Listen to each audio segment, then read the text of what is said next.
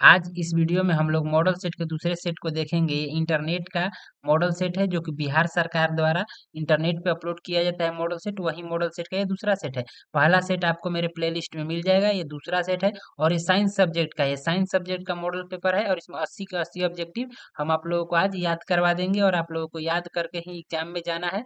5 set आप याद कर लीजिएगा तो एक भी क्वेश्चन आपसे छूटने वाला नहीं है। तो बिना किसी बकवास के हम पहले क्वेश्चन की ओर चलेंगे। सीधी बात, नो बकवास।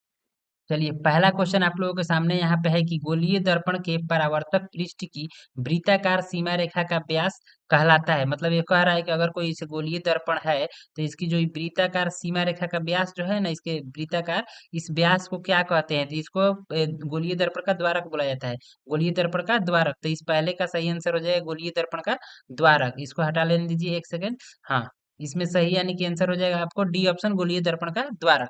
दूसरा क्वेश्चन है कि निम्न में से किस दर्पण की फोकस दूरी धनात्मक होती है?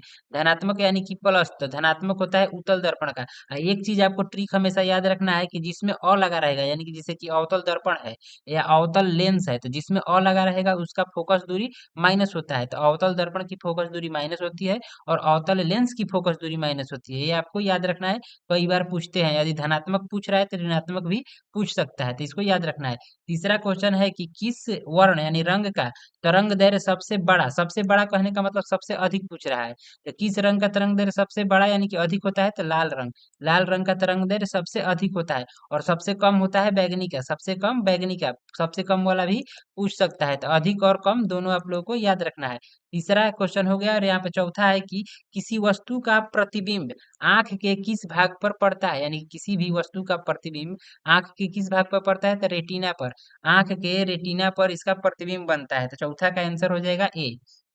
वही पुतली की बात करें तो ये काले रंग की होती है पुतली और कॉर्निया जो होता है इसी से प्रकाश होकर प्रवेश करता है। आइरिस की बात करें तो आइरिस का रंग कई प्रकार का हो सकता है, जैसे किसी किसी का नीला होता है, ब्राउन होता है। ये सब क्या आइरिस का ही रंग होता है। ठीक, आइरिस यानी कि परितारिका। आगे है 5 नंबर में क्वेश्चन की निम्नलिखित में से किस माध्यम में प्रकाश की चाल सबसे अधिक है? सबसे अधिक पूछ रहा है किस माध्यम में प्रकाश की चाल सबसे अधिक होती है? तो निर्वात में, यानी कि इसका आंसर हो जाएगा 5वें का आंसर हो जाएगा डी, यानी कि निर्वात इसका सही आंसर हो जाएगा। आगे है 6 नंबर में। 6 नंबर में क्वेश्चन है कि दूरदृष्टि वाला नेत्र साफ साफ देख सकता है। देखने की बात कर रहा है, यहाँ पे ध्यान देना है कि देखने की बात कर रहा है कि दूरदृष्टि वाला नेत्र साफ साफ देख सकता है। मतलब कि एक सेकेंड, इसका साइज थोड़ा सा कम करने दीजिए। हाँ, यहाँ पे है कि दूरदृष्टि वाला नेत्र साफ साफ देख सकता है। तो इसमें इसमें आपको समझ लेना है कि उसका दृष्टि दोष कौन है। कह रहा है कि दूर दृष्टि दोष, यानी कि दूर की वस्तु को देख लेता है लेकिन उसकी दृष्टि दोष है। ध्यान से आप समझिएगा, यहीं पे लोग लड़का लोग फंसता है। पूछ रहा है कि दूर दृष्टि दोष, तो इसके नाम में ही आंसर है। इसका नाम है दूर, तो दूर की वस्तु को वो देखेगा लेकिन उसको दृष्टि दोष है। दृष्टि दोष है इसका मतलब कि वो दूर का देख ले रहा है और उसके निकट की वस्तु को देखने में दृष्टि दोष है। अतः दूर दृष्टि दोष वाला व्यक्ति साफ साफ देखेगा दूर की वस्तु को, यानी कि दूर की वस्तु को वो देख लेगा और पास की वस्तु को देखने में उसको दिक्कत होगी। तो वहीं अब निकट दृष्टि दोष में बोले तो निकट दृष्टि दोष यानी निकट की वस्तु को वो देख सकता है फिर भी उसे दृष्टि दोष है, यानी कि वो दूर की वस्तु को नहीं देख पाएगा। बस नाम से ही समझ लेना है। आशा करता हूँ लोगों को समझ में आया होगा। आगे चलते हैं 7 नंबर में। 7वां है कि एक अभिसारी किरण पुंज समतल दर्पण पर आपतित होता है। अभिसारी किरण पुंज समतल दर्पण, यहाँ पे ध्यान देना है, समतल दर्पण है। समतल दर्पण पर आपतित होता है तो परावर्तित किरण पुंज हमेशा समानांतर होगा। समतल दर्पण से जैसे आएगा उसी एंगल में, यानी जिस एंगल में ऐसे आएगा उसी एंगल में टकरा के लौट जाता है। तो 7वां का आंसर हो जाएगा बी। आगे है 8 नंबर में कि यदि एक प्रिज्म से एक वर्णी किरण गुजरे, एक प्रिज्म है और उससे एक वर्णी, यहाँ पे देखना है एक वर्णी कह रहा है, श्वेत प्रकाश ये नहीं बोला है, एक वर्णी बोला है। यदि एक प्रिज्म से एक वर्णी किरण गुजरे तो इसका क्या नहीं होगा? तो इसका वर्ण विक्षेपण नहीं होगा। और यहाँ पे सभी लड़का लोग गलत ही मारेगा इसमें, क्योंकि सब लोग जानता है कि प्रिज्म से प्रकाश का वर्ण विक्षेपण होता है। लेकिन कब वर्ण विक्षेपण होता है? जब वो श्वेत प्रकाश हो। लेकिन यहाँ पर श्वेत प्रकाश नहीं है, एक वर्णी किरण है, मतलब एक रंग का कोई किरण है। तो इसका आंसर हो जाएगा वर्ण विक्षेपण की क्रिया इसमें नहीं होगी। ठीक, अच्छे से इसको देखिएगा। आगे है 9 नंबर में कि वायु में कह रहा है, वायु में कहे या पानी में कहे, कहीं भी कहे, वायु में कांच के उत्तल लेंस की वायु में शक्ति होती है। मतलब ये बस सिर्फ भुलवाने के लिए दिया है। चुपचाप आपको याद रखना है कि उत्तल है तो इसका हो जाएगा प्लस, उत्तल है तो प्लस, और वहीं और लगा रहता तो हो जाता माइनस। ठीक, 9 का आंसर हो जाएगा बी, 9 का बी। आगे चलेंगे 10 नंबर क्वेश्चन की ओर। 10 ऊपर चला गया। 10 है कि जल की एक गोलीय बूंद बूंद है।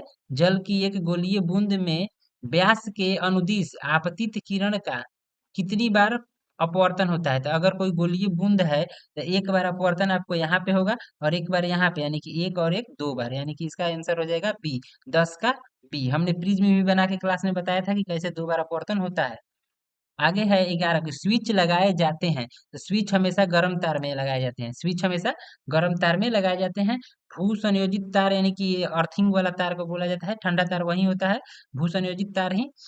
आगे है 12 नंबर में कि जूल पर कुलम्ब कहलाता है। तो जूल पर कुलम्ब को बोल्ट कहते हैं। जूल पर कुलम्ब को बोल्ट के भी नाम से जाना जाता है। ठीक, याद रखना है। और एक चीज पूछ सकता है कि विद्युत धारा का SI मात्रक क्या होता है, तो एम्पियर। कई बार एक क्वेश्चन पूछ चुका है। पूछता है कि शक्ति का SI मात्रक क्या है, तो वाट। पूछता है कि ये प्रतिरोध का SI मात्रक क्या है, तो ओम। ये सब कई बार रिपीट कर चुका है बिहार बोर्ड के एग्जाम में, तो आप लोग को इसको याद करके जाना है।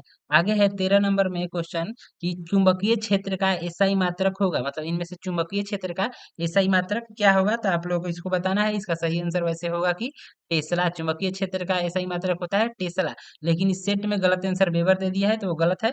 और इसमें इसका सही आंसर हो जाएगा टेस्ला। 13 का ए। वहीं आपसे पूछ दे कि वेबर किसका मात्रक है, तो वेबर हो जाएगा चुंबकीय फ्लक्स। चुंबकीय फ्लक्स का SI मात्रक हो जाएगा वेबर। चुंबकीय फ्लक्स का SI मात्रक हो जाएगा वेबर। इसको याद रखना है। वहीं पूछ दे कि फैराड, फैराड क्या है, तो फैराड जो है विद्युत धारिता। विद्युत धारिता का SI मात्रक फैराड हो जाएगा। फिर से याद रखिएगा कि चुंबकीय क्षेत्र की तीव्रता, चुंबकीय क्षेत्र का SI मात्रक होता है टेस्ला। फैराड होता है आपको विद्युत धारिता का SI मात्रक। और वेबर होता है आपको चुंबकीय फ्लक्स का SI मात्रक। इस सबको आप लोग को याद करके एग्जाम में जाना है। आगे है 14 नंबर क्वेश्चन की विद्युत घंटी विद्युत धारा के किस प्रभाव पर कार्य करती है। जो विद्युत घंटी होती है वो विद्युत धारा के चुंबकीय प्रभाव पर काम करती है। तो 14 का ऑप्शन नंबर सी हो जाएगा। आगे है 15 नंबर में कि डायनेमो बदलता है। तो डायनेमो बदलता है आपको यांत्रिक ऊर्जा को विद्युत ऊर्जा में। यांत्रिक ऊर्जा को विद्युत ऊर्जा में। और इस क्वेश्चन का भी गलत आंसर दिया है गाइड में, यानी कि जो सेट में। तो इसका सही आंसर हो जाएगा 15 का बी, यांत्रिक ऊर्जा को विद्युत ऊर्जा में। फिर आपसे पूछ सकता है कि उस यंत्र का नाम बताइए जो विद्युत ऊर्जा को यांत्रिक ऊर्जा में बदले, तो वो होता है मोटर। जब मोटर, पानी वाला मोटर जब चालू करते हैं तो उसमें करंट जाता है, तब उसका पंखा घूमता है तो नीचे से पानी निकलता है। तो ये सब आपको पूछेगा। आगे चलेंगे अगले क्वेश्चन पे।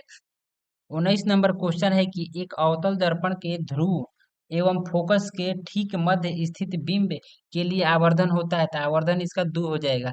इसका दोगुना यानी उससे बड़ा प्रतिबिंब बनता है, इसलिए इसका आवर्धन बी हो जाएगा। आगे है 20 नंबर में कि 20 नंबर क्वेश्चन है कि यहाँ पे कि जीवाश्म ईंधन के जलने से किसके ऑक्साइड उत्पन्न होते हैं। मतलब जीवाश्म ईंधन को हम जलाते हैं तो क्या, किसका ऑक्साइड निकलता है, मतलब क्या क्या, तो सल्फर के भी निकलते हैं, कार्बन के भी और नाइट्रोजन के। तो इसका सही आंसर हो जाएगा इनमें से सभी, यानी 20 का ऑप्शन नंबर डी हो जाएगा एकदम सही। आगे है 21 नंबर में कि वैद्युत प्रतिरोधकता, इसको याद रखना है। वैद्युत प्रतिरोधकता का SI मात्रक क्या होता है, तो ओम मीटर। ओम मीटर होता है, ओम प्रति मीटर नहीं होता है, ये गलत आंसर है।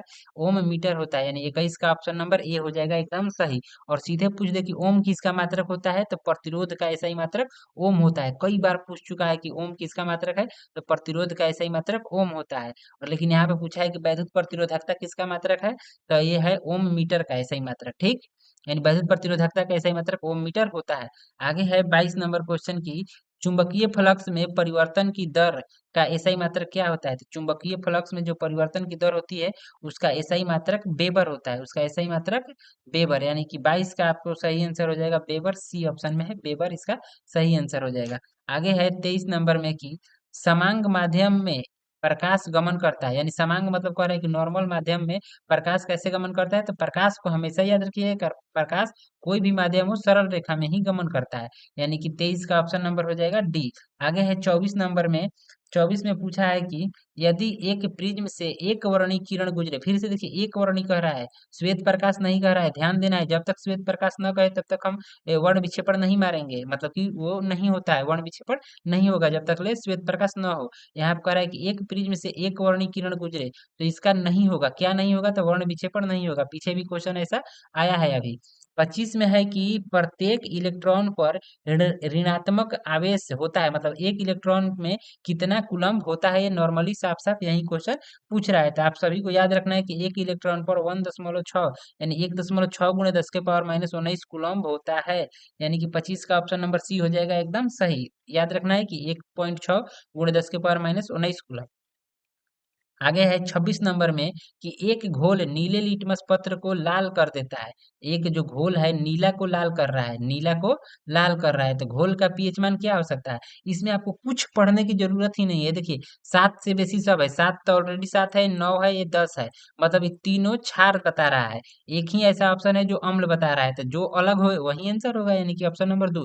बाकी आप लोगों को ऐसे याद रखना है कि ABR, एक चीज लिख रहे हैं यहाँ पे, आप लोग को याद रखना है ABR, बी, यहाँ पे मेरे से लिखा नहीं जा रहा है क्योंकि ये पेन और मार्कर है नहीं, माउस से कैसे भी लिख रहा हूँ, तो थोड़ा सा समझिएगा। ABR है, यानी ए से हो गया एसिड, बी से हो गया ब्लू, और यहाँ पे आर है, सी लिख दिए हैं, आर होगा, यहाँ पे आर है ABR। आर से हो गया रेड, यानी कि एसिड ब्लू लिटमस पत्र को रेड कर देता है, यानी कि नीले को लाल करता है। तो यहाँ पे वही पूछ रहा है कि नीला को लाल कौन करता है, तो ABR यानी एसिड, एसिड यानी कि अम्ल, अम्ल का पीएच मान 7 से कम होता है, तो इसका आंसर हो जाएगा बी। और रेड से ब्लू का है तो वो होता है भस्म, तो अम्ल का याद हो जाएगा, तो भस्म तो ऐसे ही मार दीजिएगा। तो आगे अब चलेंगे 27 नंबर पे। और इसमें किसी किसी का पूछ सकता है कि 7 किसका पीएच मान होता है, तो उदासीन विलयन का पीएच मान 7 होता है। ठीक, उदासीन विलयन का पीएच मान 7 होता है। आगे है 27 नंबर में कि लोहे की परमाणु संख्या। देखिए ये आप लोगों को कमेंट करके भी इस सब का आंसर बता देना चाहिए। वैसे लोहे की परमाणु संख्या इसका 26 आंसर हो जाएगा, ऑप्शन नंबर बी में जो है। आगे है 28 नंबर। 28 में है कि सल्फर परमाणु की बाह्यतम कक्षा में इलेक्ट्रॉनों की संख्या कितनी होती है, तो सल्फर परमाणु की बाह्यतम कक्षा में 6 इलेक्ट्रॉन होते हैं। 28 का हो जाएगा सी। जिसको इलेक्ट्रॉनिक नंबर याद होगा उसी से ये सब क्वेश्चन बनेंगे। आगे है 29 नंबर में कि एल्युमिनियम पर मोटी ऑक्साइड की परत बनने की क्रिया क्या कहलाती है, तो वो एनोडीकरण की क्रिया कहलाती है। 29 का ऑप्शन नंबर बी हो जाएगा एकदम सही। आगे है 30 नंबर में कि कौन सा कार्बन यौगिक सबसे अधिक अभिक्रियाशील है, मतलब इनमें से बताना है, इनमें से कौन सा कार्बनिक यौगिक सबसे अधिक अभिक्रियाशील है, तो C2H2। ये पहले सेट में भी यही सेम क्वेश्चन था, C2H4, C2H4 है, पहले सेट में भी यही क्वेश्चन था और इस सेट में भी यही क्वेश्चन है, तो इसको याद भी कर लेना है, 2 बार रिपीट है ये क्वेश्चन इसलिए। आगे है कि विरंजक चूर्ण का रासायनिक सूत्र, विरंजक चूर्ण का रासायनिक सूत्र दे दिया है, तो विरंजक चूर्ण CaOCl2 यहाँ पे किसमें है, तो ऑप्शन नंबर बी में है CaOCl2। आगे है 32 नंबर में कि रासायनिक अभिक्रिया में, 32 नंबर क्वेश्चन है कि रासायनिक अभिक्रिया में भाग लेने वाले पदार्थ को क्या कहते हैं, तो भाग लेने वाले पदार्थ को अभिकारक कहते हैं, और जो पदार्थ बनता है उसे प्रतिफल या उत्पाद कहते हैं। तो ठीक, लेकिन इस क्वेश्चन का आंसर हो जाएगा बी, यानी कि अभिकारक, भाग लेने वाले पदार्थ को अभिकारक कहते हैं। आगे है 33 नंबर, टूथपेस्ट होता है, टूथपेस्ट, ये तो सबको पता होगा कि टूथपेस्ट क्षारीय होता है, 33 का ए।